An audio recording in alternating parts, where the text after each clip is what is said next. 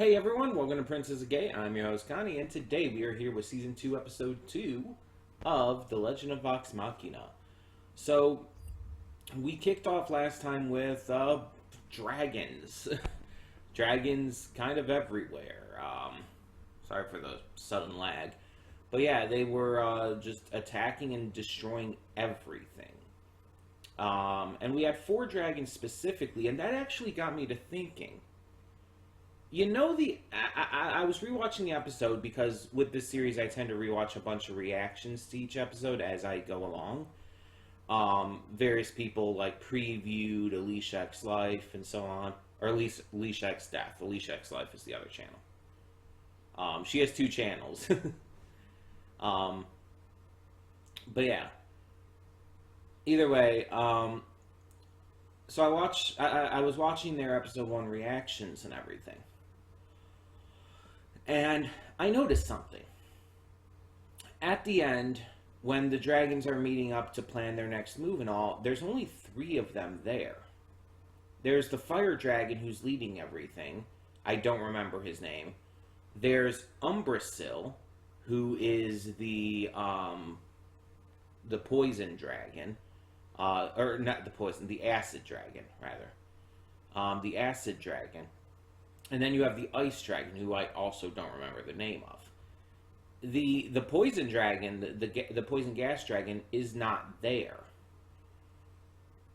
And did you notice that amongst the refugees who made it to Whitestone, there's this one little girl who gave this really creepy look, who had very vibrant, glowing green eyes.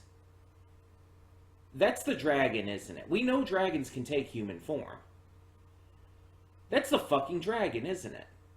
I would not have realized, presumably realized that if it's true, if I hadn't rewatched the episode multiple times with these reactors. If I hadn't seen it like multiple times, and I didn't even notice it on my second watch through. I think it was like my third watch through that I ended up watching, that I ended up noticing it. And just kind of putting 2 and 2 together at that point. And it's gotta be true, right? Because this little girl is just glaring at, I think, Grog. She, again, the glowing green eyes, she looks suspicious as fuck, let's be honest. And we never see her again in the rest of the episode. The only kids we see are the other 2 kids that were saved by Pike. So it's like, who is this child? Where did she suddenly come from? And why did she kind of disappear? Why did she, glare at Grog? And why was there one dragon missing at the end of the episode when all the dragons were meeting together? It's gotta be. It's gotta be. But meanwhile, Vox Machina is headed to a big city. I can't remember the name. But they're headed there to try and get their help, because they have the most defensible, oldest city in the realm, and they also are known to have really powerful defenses. So if they can get their army's help, could be very useful. And apparently they're also full of religious sects, so Pike was excited to go there just for that. But Percy, I think it was Percy, who also said, no, I think actually it might have been Vex. Yeah, I think it was actually Vex. One of them also mentioned that it was quite stuffy and you didn't actually want to go there, kind of hinting that they've already been there. So if it was Vex, maybe she and Vex had been there before. I feel like there's a... Excuse me. I feel like there's a lot of information we're still missing. And that's going to hopefully be expounded upon in this season. Now, I think there is a third season coming, but I don't know when or any info or anything. So we'll see whenever that ends up coming. And again, Mighty Nine is already in the works for an animated series as well. So we'll probably end up getting to that when it comes out too.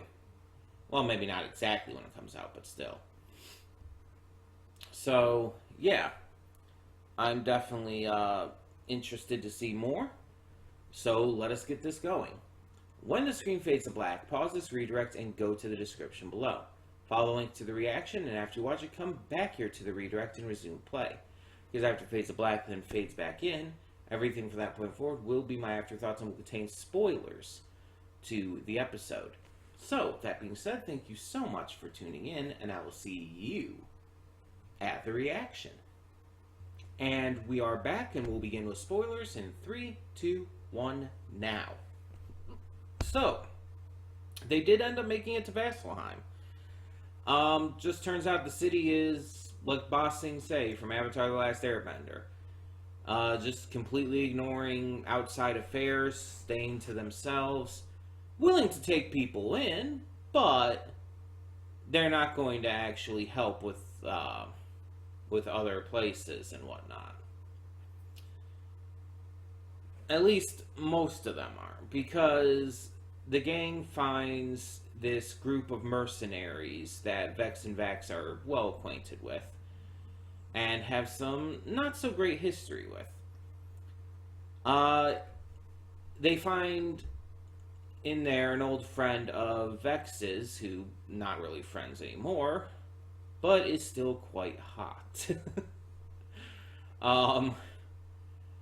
I've seen what would her race be exactly? Because I've seen characters like this in various D&D based media and stuff.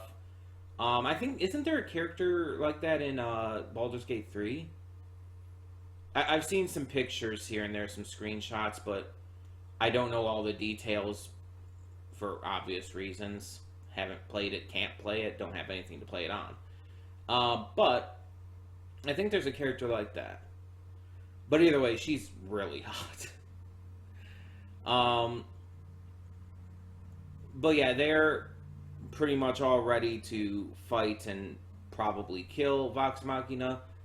But their patron wants to speak with them and gives them a test, like Sphinxes tend to do. And eventually does help them with a kind of little mission to send them on to gather this exceptional weaponry that can, fight the gods, but they're using them just to fight dragons. So I guess that's our goal for the season, to gather this this strong weaponry. Okay. And then probably fight the dragons along the way or at the very end. Meanwhile, Grog ends up getting separated from them, so while they're meeting with the Sphinx, he's meeting with this old man who I guess is part of one of the religious sects of Vasselheim. And he decides to train Grog in finding out what true strength means. And his entire thing seems to be starting with Grog, with like a fight with Grog, and basically teaching him that he doesn't even know where his strength comes from.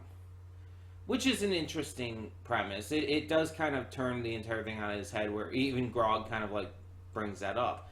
It's like, oh, you want me to say that my strength comes from my muscles, but no, I know it comes from my heart. And it's like, that's sweet. And it's like, Grog would go with that. But apparently that was wrong. Apparently he was supposed to just say, I don't know. And apparently the dude told Grog what to do next without telling him, so Grog has no idea what the fuck to do next to find true strength. So, yeah. Not really helpful there. It's always been a little annoying when you have these characters who speak in riddles, it's like, just say what you want to say. You don't have to speak in riddles. That's not going to make it any more meaningful when the person achieves what they need to achieve. Just tell them what to fucking do. It's just annoying.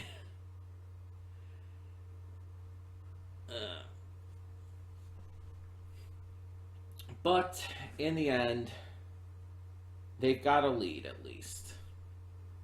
If the greater Vasselheim won't help them, at least they have something to look for. The only thing I'm kind of wondering about is, what if the dragons end up attacking Vasselheim? What happens then? Will Vasselheim be able to be safe? Kind of hard to say. And then at the end, we learn that Ripley is still around, so she's going to be back at some point this season, clearly. So there's a fun little addition. It was an interesting episode. It definitely was setting quite a bit of stuff up, and I'm interested to see where it goes. So, yeah, we'll continue this as we go. And in the meantime, tell me in the comments below what you thought of this episode of The Legend of Vox Machina. For now, though, I'm Connie, and I'm signing off. See y'all next time.